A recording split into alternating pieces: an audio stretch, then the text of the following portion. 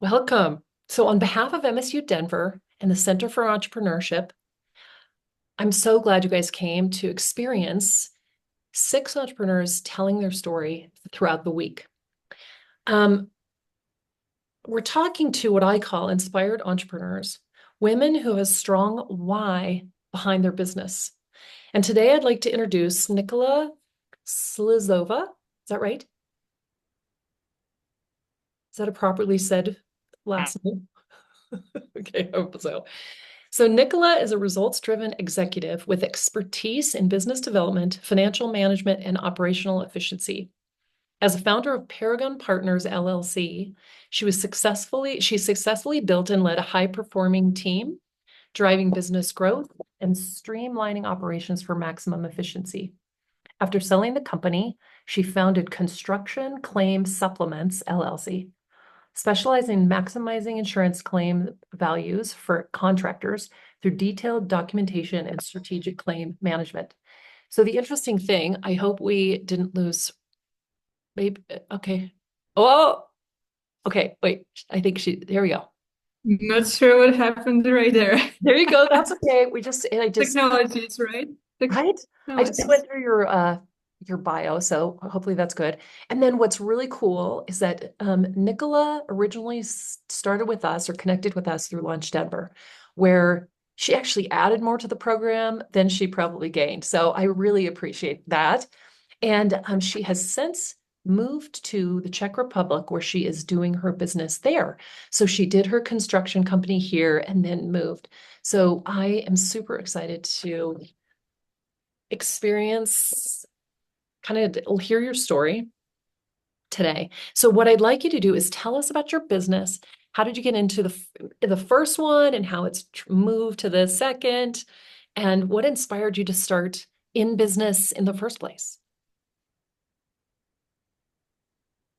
Wow. Well, uh, really, 12 years ago when I first came to the United States, my English was pretty much limited to hi and bye. And now, gosh, I'm sitting over here in front of all of you and future business owners and leaders, professors. Thank you, Professor Prater, for inviting me. And in hopes for me to share something that's going to help your business thrive. So hello everyone again. My name is Nicola. I go by Nicole. It's easier for Americans to pronounce, less spelling. And everyone, welcome to the Women's Leadership Conference this year. I promise there will be a little bit more words than hi and bye from what I knew when I got here 12 years ago. What inspired me really to get to construction business, as Professor Prater said before, is I didn't know anything else. I just had to make it work. And 12 years ago, when I showed up over here, I, number one, didn't speak any English. Number two, I didn't know a whole lot of people. And thank God to Czechoslovak community who kind of like helped me to get into construction.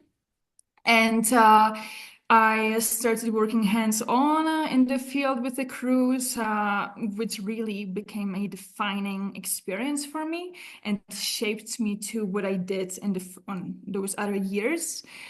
Over time, I worked through the office administration, management, plan drawing, contract writing, selling, and all of that.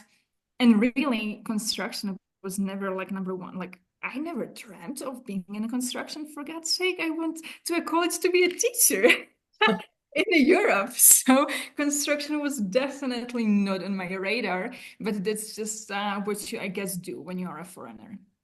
And when you get here and you really don't have all that many options. And so along the way, I learned ins and outs of general contracting business, of construction overall. And in 2019, an opportunity came my way, a startup business. It was a roofing business. And I was like, you know what?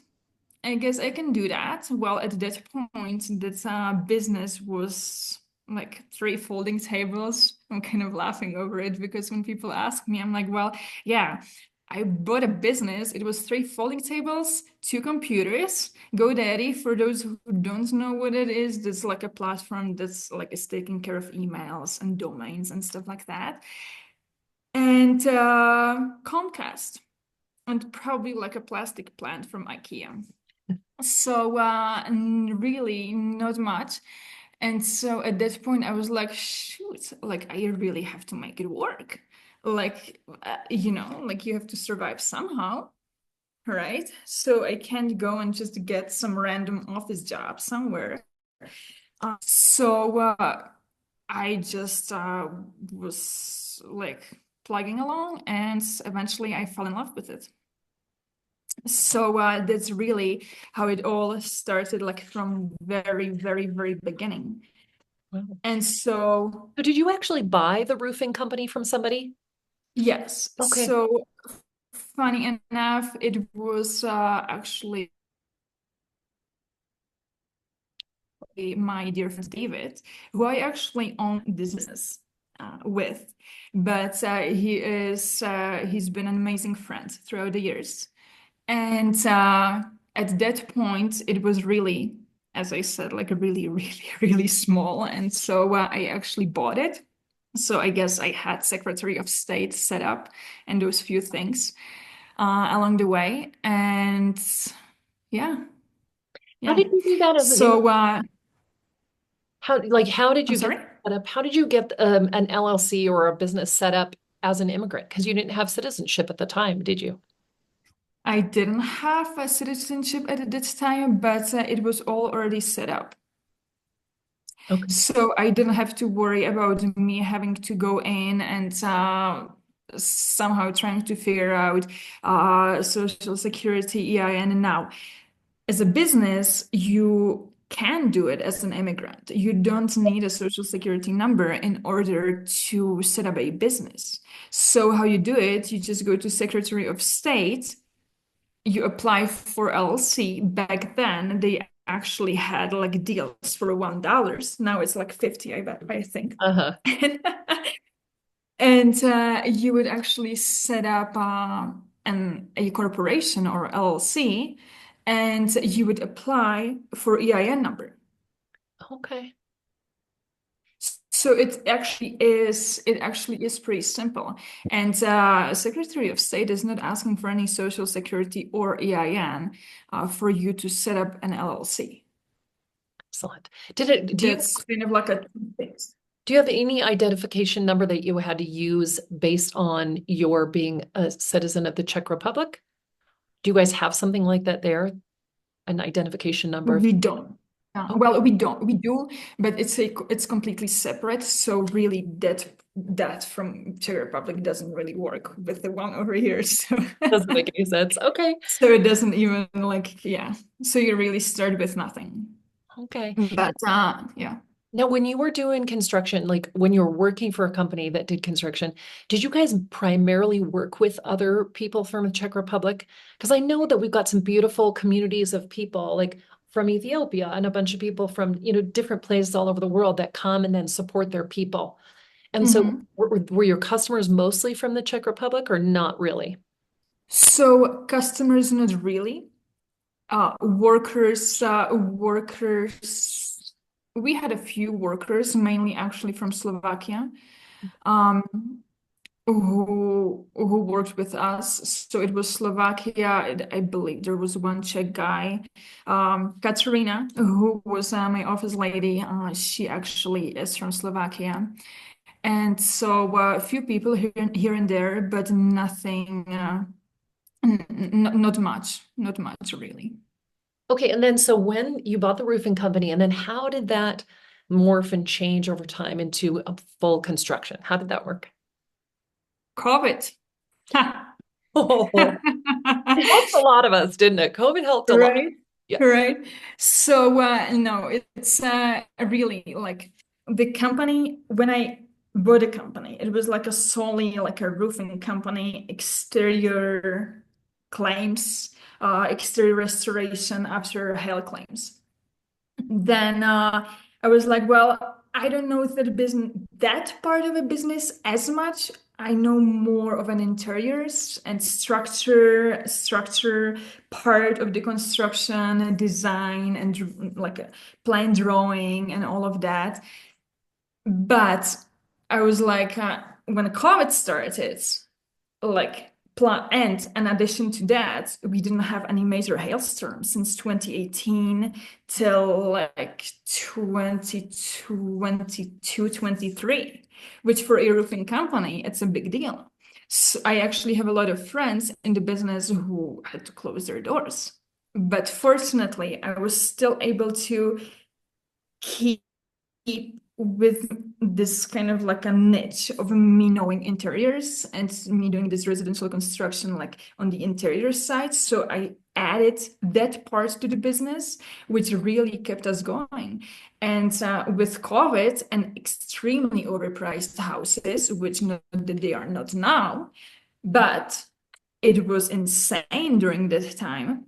People were like, you know what, we better stay where we are and just remodel, or they needed to redesign their existing layouts, finish basements, all of that. So that's when it actually boomed, and COVID helped us in a really big way.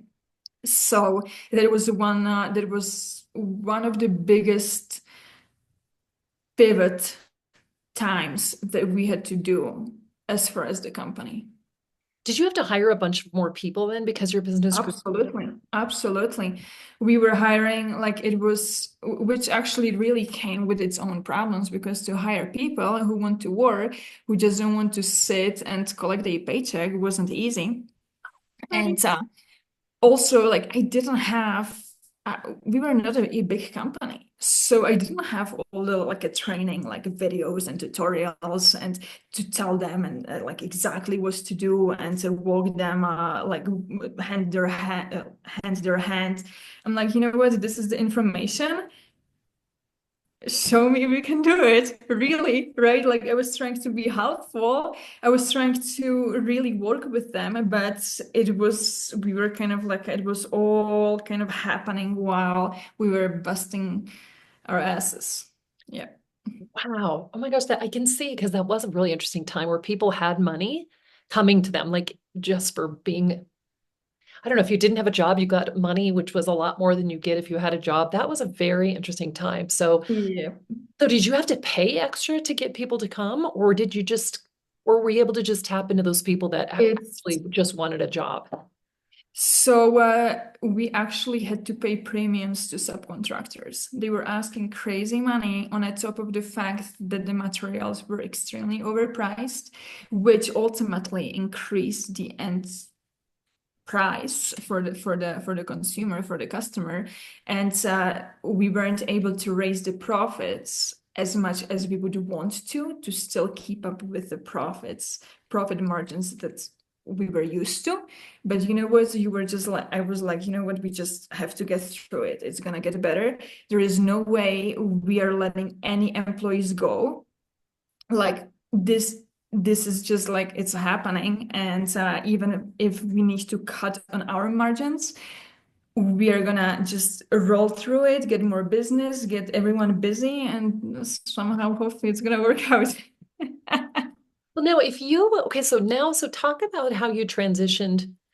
Like now what? Like, did you start kind of the insurance claim piece? Like, what's your business now?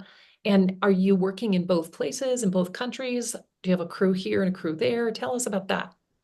So the first company, Paragon Partners, the construction company or residential restoration and remodeling company, I sold last year in August. And so after that, I'm like, you know what, like I can't just sit and do nothing. So because of my experience with Paragon Partners and because I saw a clear gap in the market that I was struggling with when I was actually in the seat of hiring the exact same company, the supplementing company for insurance claims, and I couldn't find a good, reliable company. I was like, you know what? I guess this is what I want to do. And with my friend David, who actually also has an adjuster experience and background, he actually was an active adjuster. He is like, you know what, let's do that. Let's open up a supplementing company. So it is a company. This new company is a completely new company, completely separate company from that previous one. It really is increasing insurance claim value for contractors and essentially the homeowners at the end. And that's really only based on the technical knowledge and knowledge of the policies, insurance policies, and all of that. Wow. Okay. And so so how are you doing it here, there, and here? Or are you just doing it here? So we are doing it for US market only. Okay. So it's really not like that we are doing it for Czech market and the American market. No, it's solely for American market. Our clients are American companies. So that's why I am in town, and that's why I have some meetings with our clients that I need to Oh my attend. gosh. So when you're in these businesses, what would you say would be the biggest challenges you've had?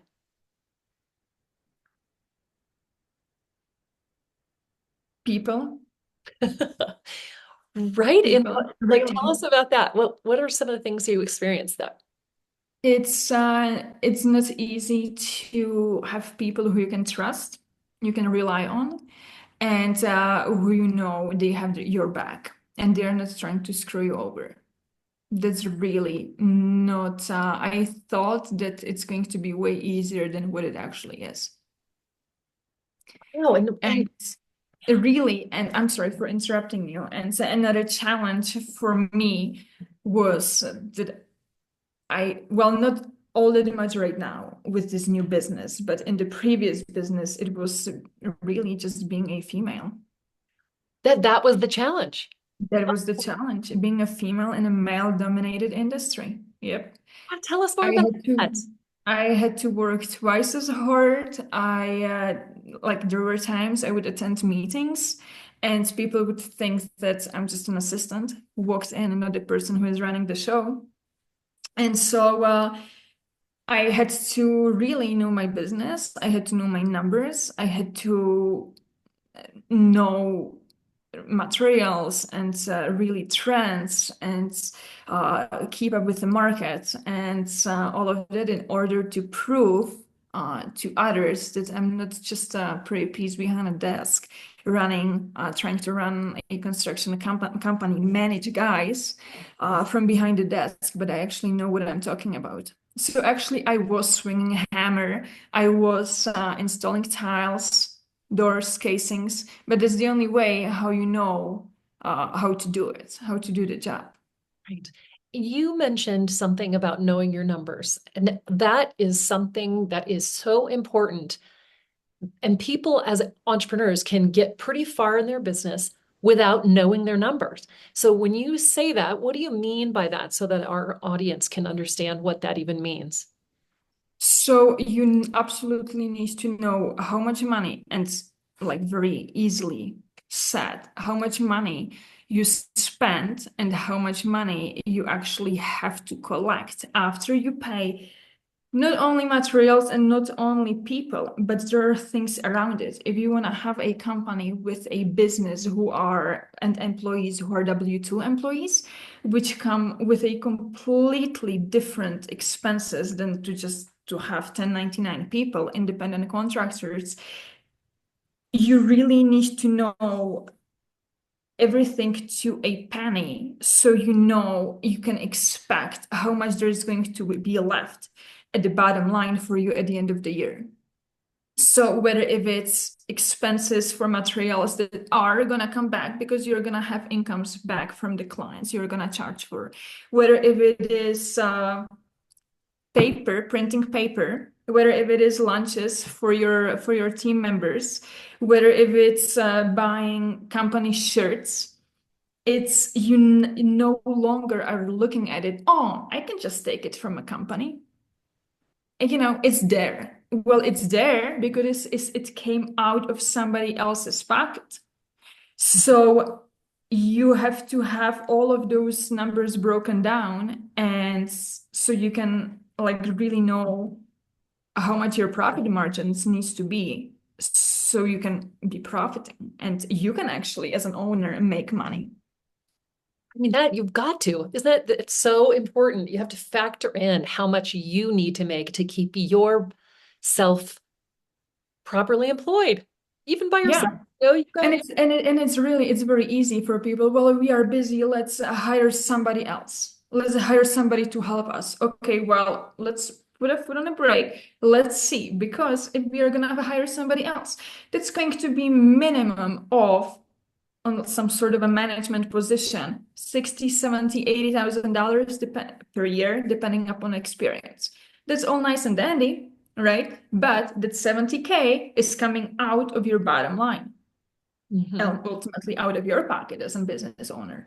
So if I'm talking to business owner, future business owners over here, that's really what you have to watch out for, right? Because it's not about this 1,500, 1,800, whatever, $2,500 biweekly payroll check. It's about the bottom line that you have at the end of the year. Now, in construction, it was all about cash flow and waiting money from the insurance companies. So that's a completely different conversation. But it wasn't like that we were all stacked up with money the entire year. Throughout the entire year, we were waiting for, like, we sometimes had $250,000 in receivables because the insurance companies and mortgage companies were sitting on the money, right? And so you have to plan for that. Mhm. I know, So, I know that a lot of different businesses have different like net 30, net 60, meaning how long a person has to pay. When you're dealing with insurance companies and you file a claim, what is generally the time frame it takes to get the money from them?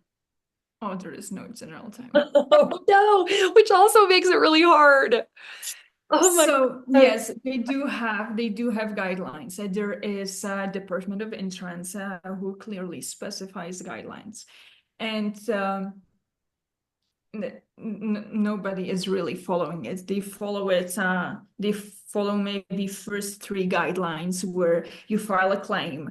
They per law they have to really get back to you within like 48 hours or something like that. Which those are automatic messages, so you get them almost instantly when you file a claim.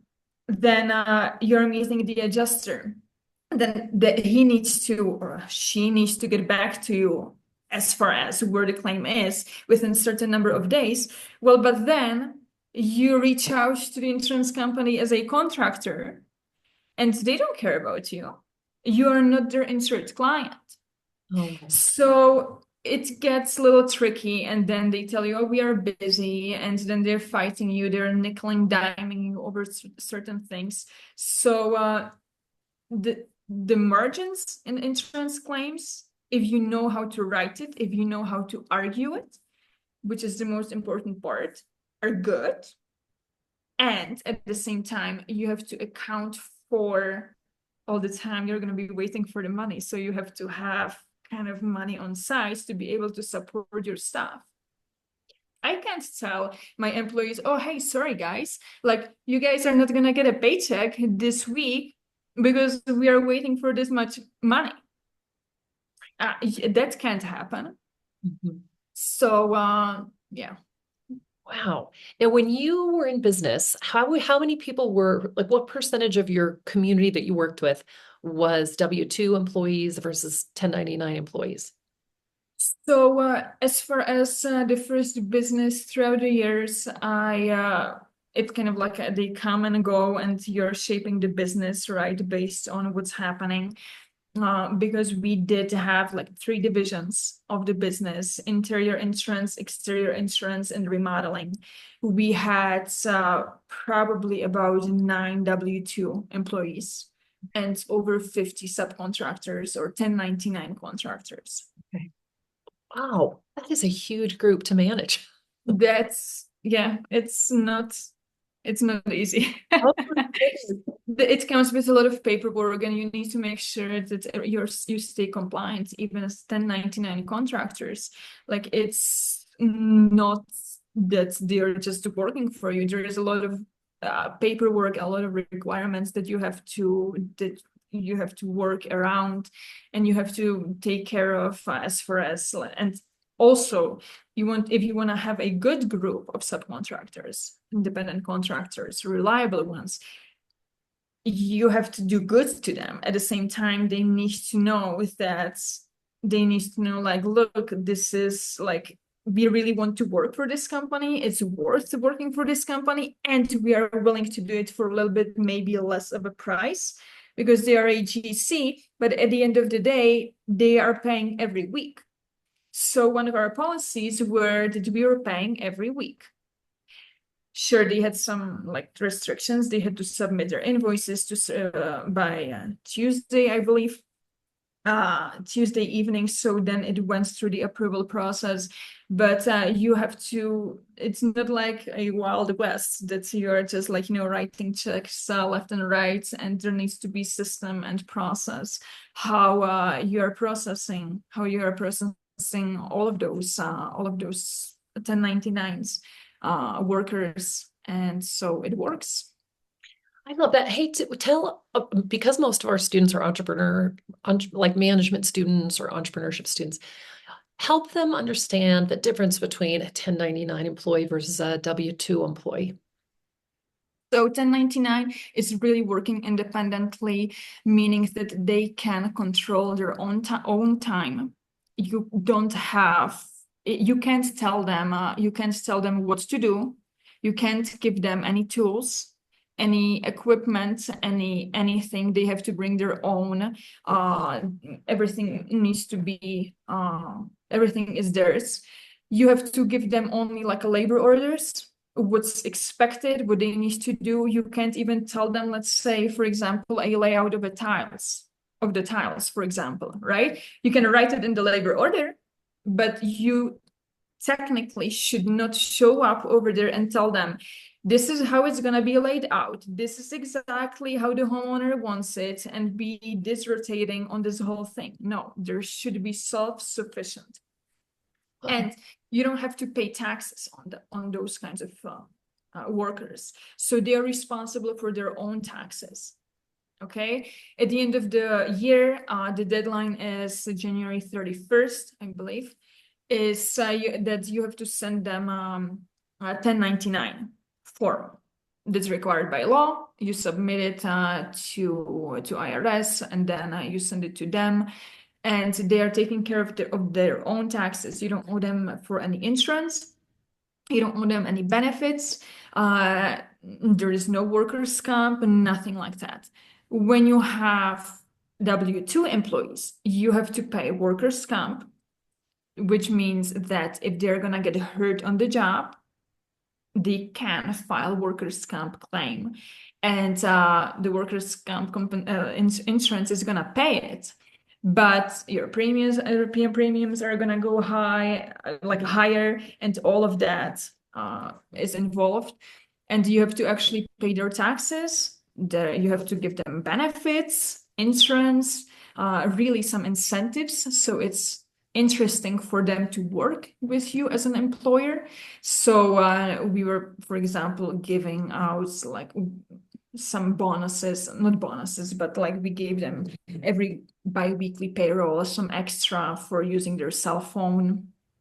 Or there was a time when we were just giving them a few dollars to join a gym, and stuff like that, right? And you do pay taxes on them, and those taxes go out from each one of their paychecks. And so then at the end of the year, you give them W-2, which they use to file their taxes. Okay, I love that you gave them some money to join a gym, because if you're talking about people in construction that have to, maybe your W-2 people, you don't necessarily need them to be so healthy, but I would imagine the contractors, doing this hard work of construction would require a healthy body. Not to mention, everybody needs that anyway. So good for you for thinking of that. Well, we did it for W-2 employees, not for the 1099s. Right? They actually had we did like time to time like a lunch or something, and I would use that setup to kind of like really talk to them. Hey guys, you can't be messing up. You have to be on the point. but I give them pizza. So it's at the end of the day, you have to give them something a little bit. Or for Christmas, we would give them like a little Christmas gift, and like it's just this environment. And I always kind of believe that more friendlier but respectful environment it is gonna be, we are just gonna be able to get more things done. So. Wow, excellent. Hey, so you had mentioned something about pivoting. Tell us more about other experiences that you had where you pivoted, like really significantly, where you're like, oh no, that didn't work. Now I've got to do this. So the main one was COVID. Then it was when we were it was again around COVID, and it was right after uh, we started getting really busy, and I was like, guys, now we have to hire more people, and more people, and how are we gonna do that? Where are we gonna even fit them, right? So we were looking for new offices. So we luckily were able to move one floor up because there was just an available office which we remodeled a little bit. So that was another time. And gosh, I don't just real quick like that from top of my head. I would have to like think a little bit more about No, it. this, But really the main ones were the space and the COVID time. Those were the main ones. and then tell me about what about like, And actually, if I kind of interrupt you, it was also that it was the time, it was like during when we still were doing roofs only. And one of my friends, who actually also has a roofing business, and one of their workers fell from a ladder and hurt himself quite a bit. And at that time, I was like, whoa, you kind of like you realize this is not just something what everyone is talking about. It really can happen, right? So implementing safety procedures and this whole part of the business, which typically gets forgotten very easily because you just don't have time for it. It's really something that you know about it. You talk about it time to time when you meet crews in the field, but this really nothing like that you're pushing on the everyday basis. But that's also one big thing that is very important. And that was one of the things that we had to pivot a little bit from really not doing all that much into really pushing it a lot. like focusing on safety? Mhm. Wow. Well, that's huge. Well, now how did you decide or what made you decide to actually sell your business? And how did that It's happen? Like most people can't figure out how they'd even sell. So how did that, tell us about that whole process and why and how did you do it? So, you know what? It really, if there wouldn't be a lot of people on this Zoom phone call, and so you would ask me between you and I would tell you, you know what? I just had enough. It was just too much. It's not easy. Owning a business, it's not from 8 to 5. It's from start to finish, with the fact that there is no finish. It's 24 hours, 7 days a week. And I was dealing with some medical problems, and I was just like, you know what? I don't need that.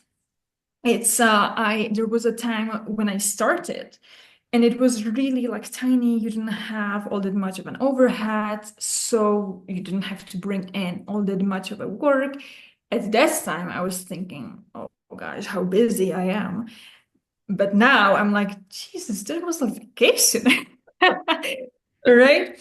And so, like, bigger you make the company, it's just brings more stress, and it's just a roller coaster, and it's nerve-wracking. And there are good days, definitely.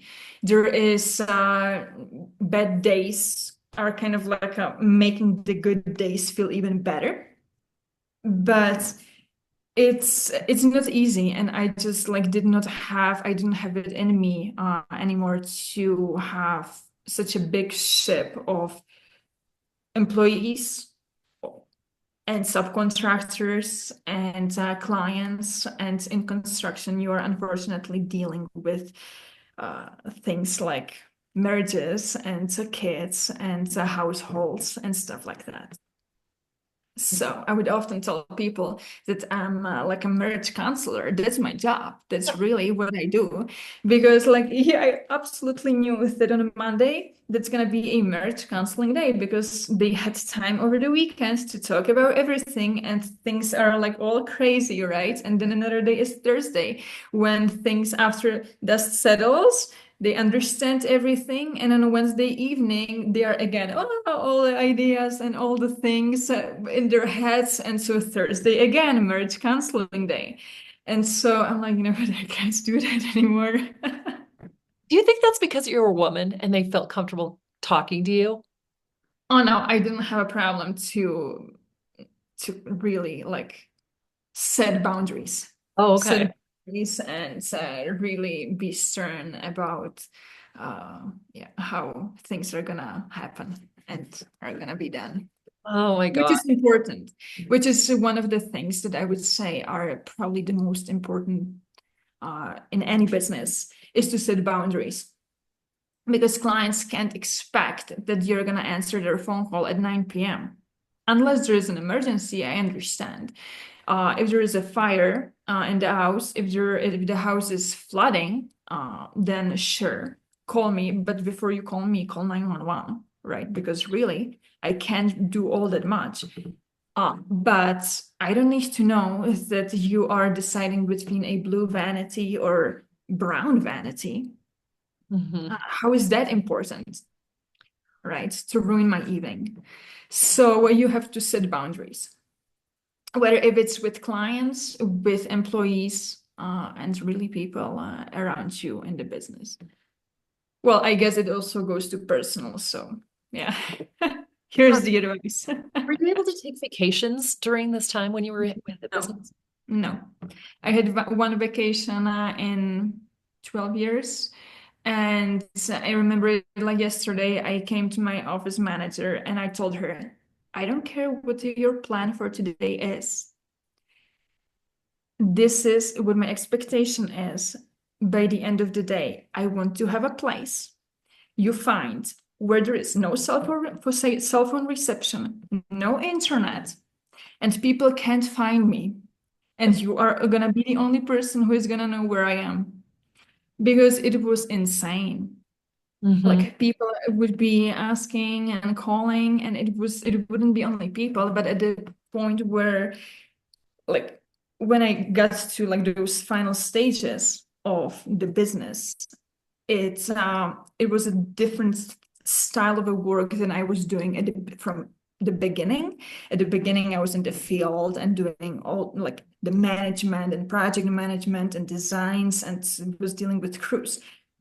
Towards the end, I was more behind the desk and I was overseeing every single one of the project. So we had project managers. Well, each of them had about 15 projects, right? 10 to 15 projects. Well, that's all nice, but I had like 55, 50, 60 projects at the same time, right? That I had to keep an eye on. And I had to absolutely know every minute of a day, you ask me anything, what's going on the top of running the company and dealing with uh, like finances and cash flow and stuff like that. So.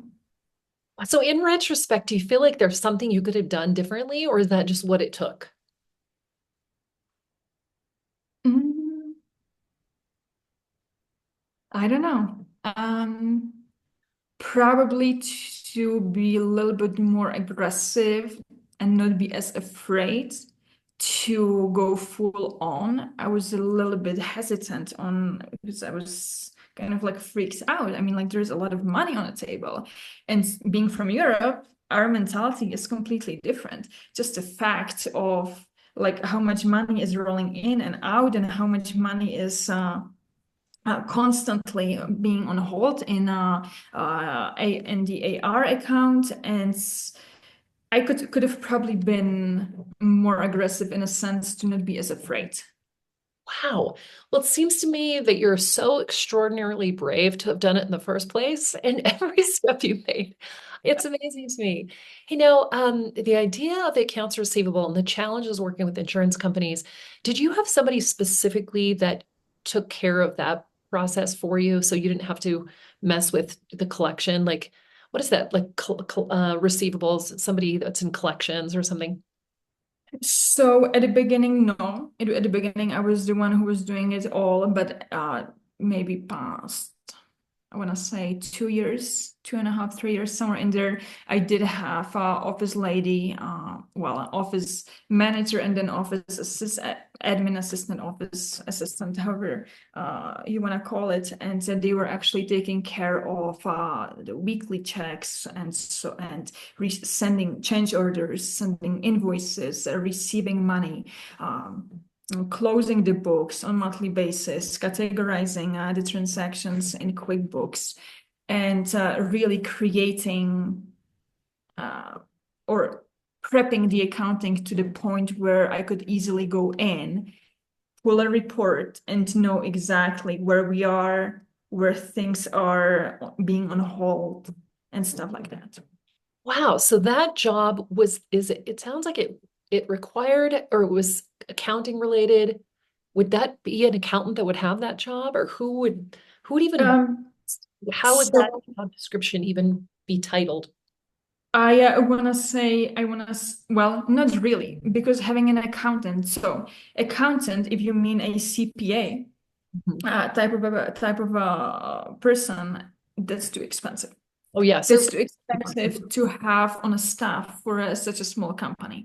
So, in my opinion, the better way to do it is to have somebody who can, like an office lady, who can actually take care of all this paperwork stuff and organizing all of that.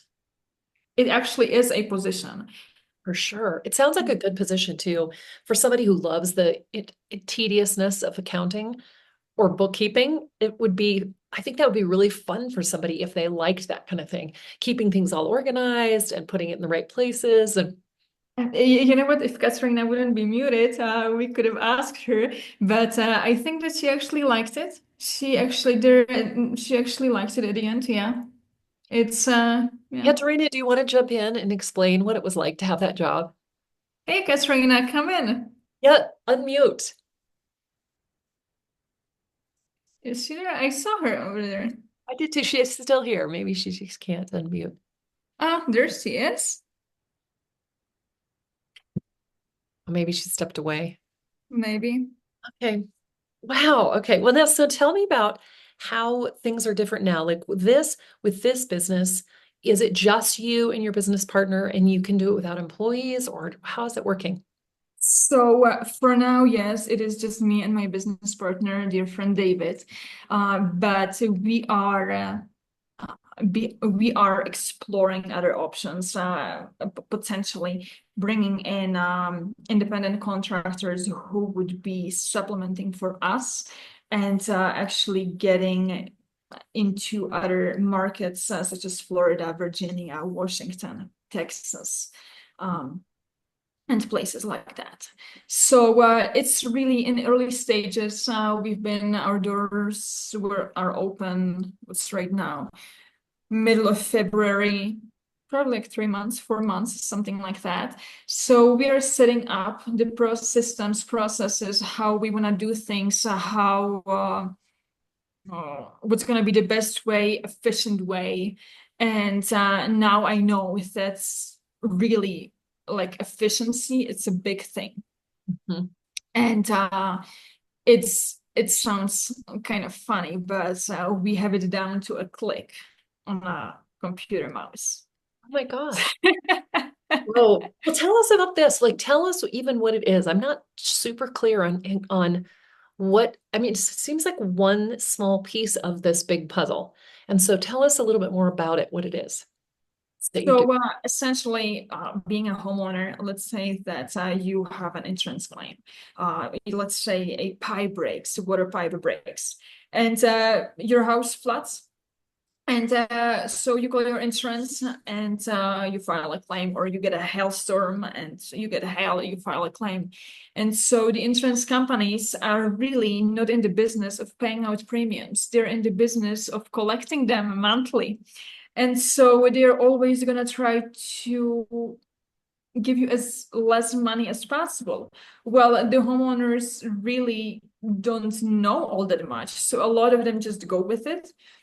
But a lot of them hire general contractors or roofing contractors to fix the problem in their home. And because of the monies that the insurance company is paying out are not all that, it's not all that much, then the general contractors or like the roofers, they have to go back to the insurance company and ask for more money. Well, they don't have time for that.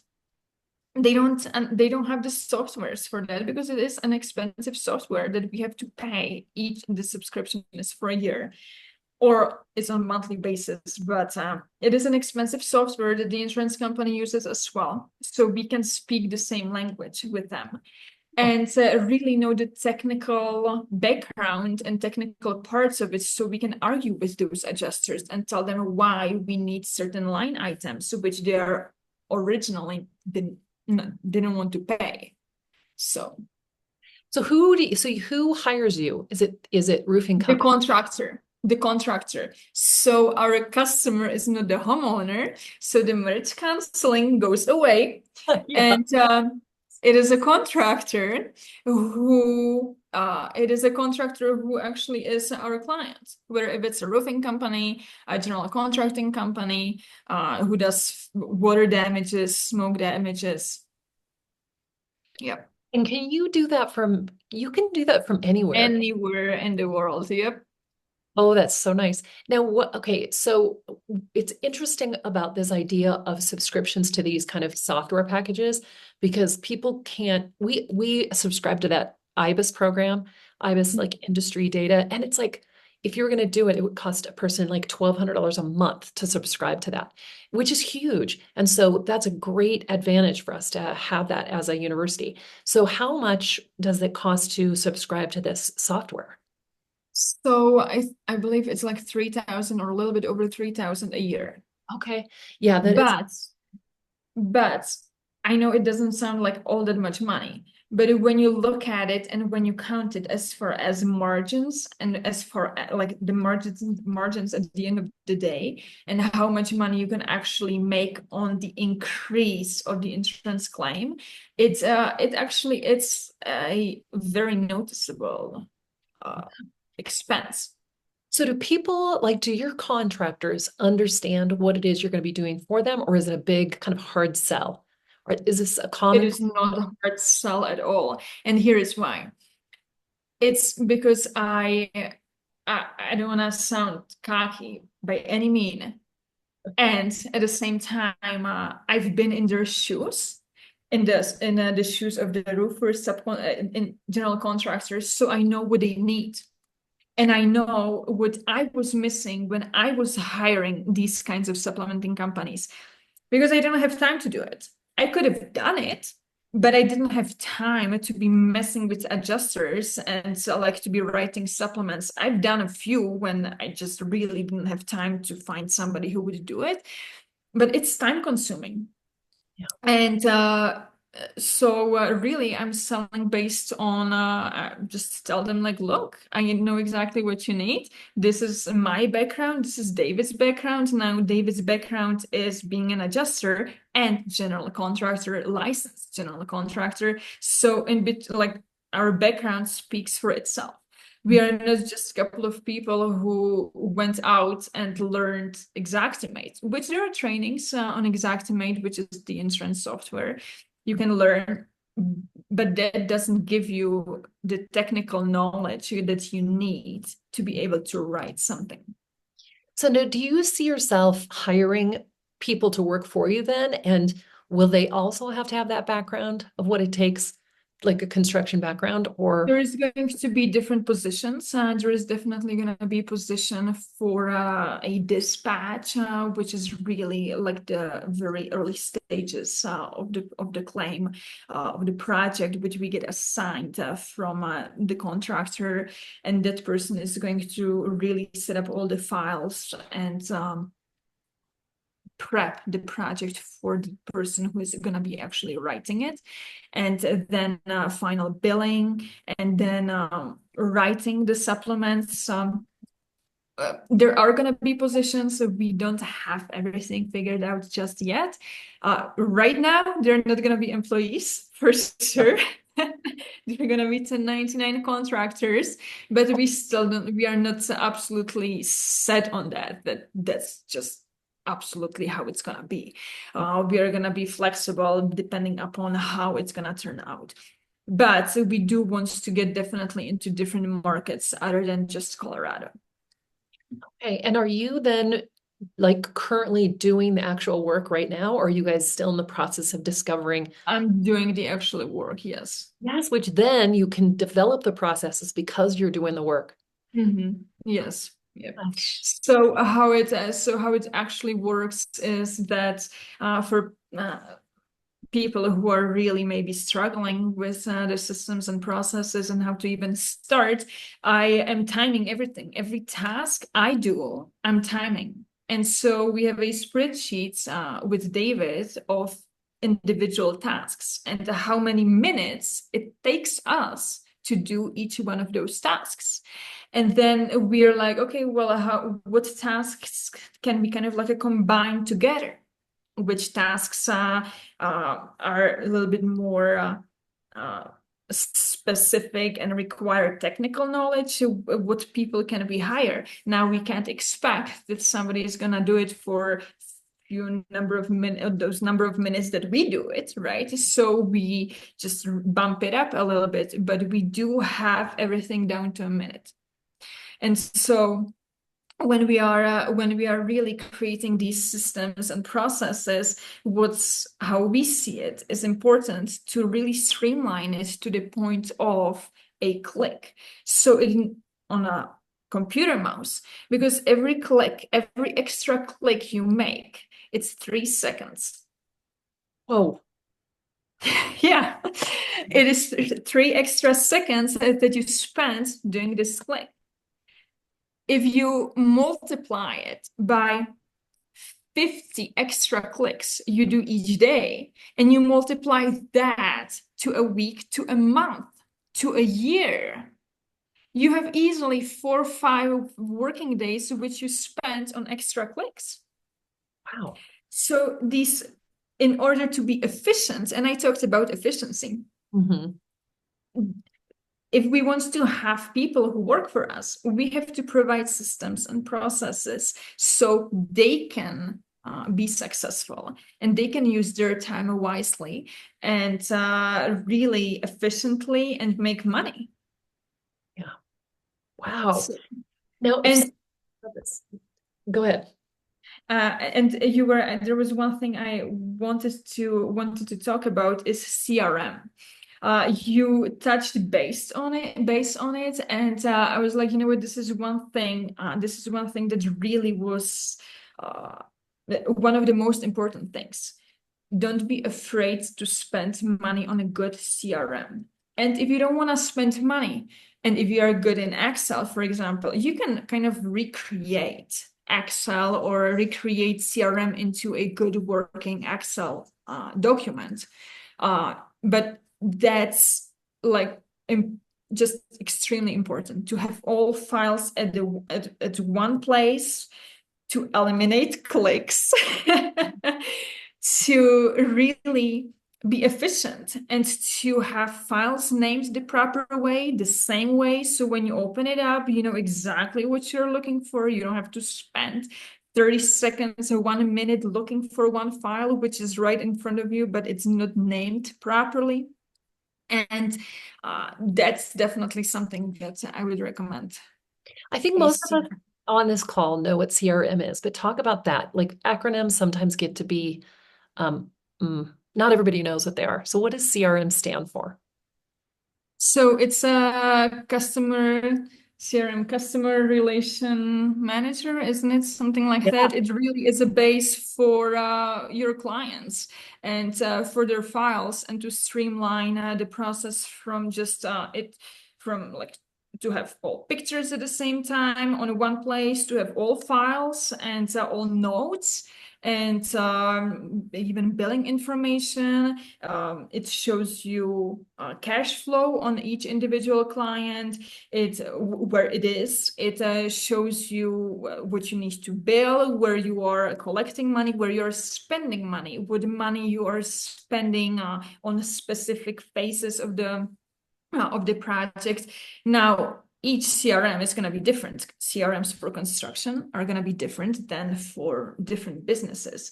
So obviously, I don't know CRMs for other business than construction, but essentially, easier like described, it is really have everything in one place, so you don't have to be jumping between folders in your computer and trying to figure out where things are, and you're able to work on the same files with our team members. Right. So imagine that you have like a folder in your computer with your clients and so with all the pictures and stuff. Well, that's all nice. But if you have team members, how are they going to be accessing those files? Sure, you can do it through Dropbox or OneDrive or something like that. But how are you going to be making notes on it? How is the other person going to know that you touched the file an hour ago and you did some work on that file? Or if you need to send a message real quick to a team member and get to that message later, instead of having to spend a lot of time on Outlook trying to find the email that you sent, it is all in the one basically document, one folder in the CRM, right? And so if I turn it into what I'm doing right now, every time I would call the adjuster, I would make a note. Call the adjuster. We talked about this, this, and that. And the adjuster told me he's going to get back to me in 3 days, 5 days, whatever it is. And there is just a thread of all of these messages.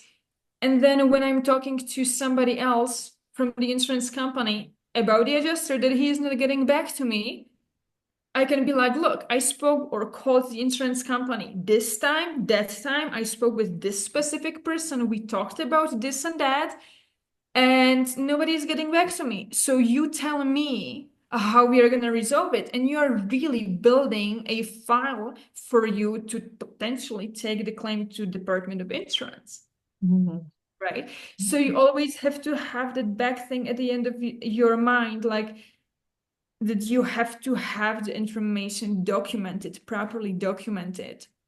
If things go bad and you actually have to take some legal steps, whether it's a client, whether if it's government offices or whatever it is. So what was this governing body you were talking about that you have to report somebody to every once, like occasionally? So Department of Insurance, it's basically an agency, government agency, which is overseeing private insurance companies, and they're making sure that uh, they are really not screwing homeowners over. Right? Yes, good. Okay, I need to file a claim. Actually, personally, that's so funny. I'm glad you said that. So now I know where to go. Hey, so what is it like?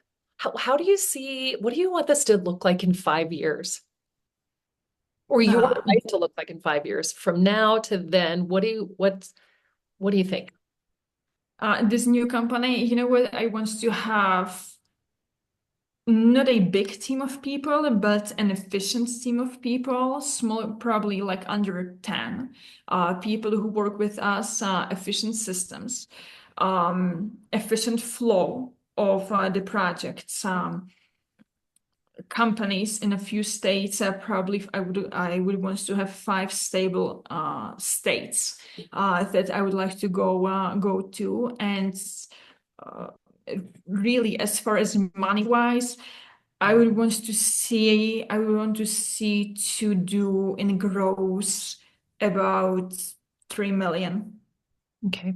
I think that's reachable. And so now the 3 million is not on the entire amount of the project. It is on the increase, right? Where we get the project and to what we increase it. So, Right. So that's the revenue so you bring in. So we are now running. If we are gonna look at it as an average, we are about 23.2% on the increases, as far as median, about 22.6%. So this is where we are as far as the company, but really the numbers are just based on the fact we've been in the business for 4 months. So we've completed a, a good amount of claims. We closed them, but it's still not enough to give us that good of a number that I could share with you, like where we are percentage wise. But this is about the percentage where we are, which we are working with right now. Excellent. Well, thank you. Hey, I've got a question. So what advice do you have for new entrepreneurs looking to start a business? Don't be afraid. Don't be afraid. Just go for it and be okay to fail. Be okay to fail. And if you fail, it's good. If you're not gonna get financing, you worked for lines of credit, you worked for a few months, good. If you're not gonna get a job, a big job, big profiting job, good. Because that lets you reinvent. That makes you pivot. And if everything is gonna go well, which is not, things are not gonna be good the entire time. And you can get frustrated from it. Just be okay to walk away. It's really every failure will make you stronger and will bring you ideas and things how to do things differently. And just yeah, Excellent. recalibrate and just go back on an attack, and it's gonna work out. It's gonna work out. Just give it a time. Not things are gonna happen overnight. One step at a time. I always told, I always was telling my team, I'm like, look, this is great that you have such a big goal, but let's break it down into smaller steps. And let's take smaller steps, which are gonna feel like you won, but if you're gonna fail, it's not gonna feel as bad. Right. Right. Mhm. So yeah, just don't be afraid. Just keep going, and you're gonna succeed based on a small process, like on small wins. You're gonna make the success. Oh, I love that. Now, what about tell us something about your business that would surprise us.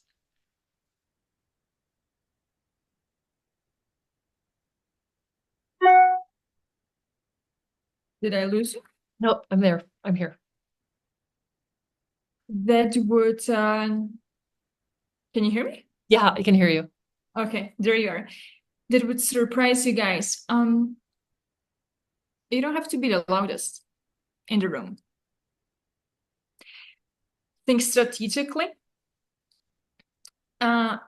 It's collect all the information from different angles, different people, and make a decision based on that.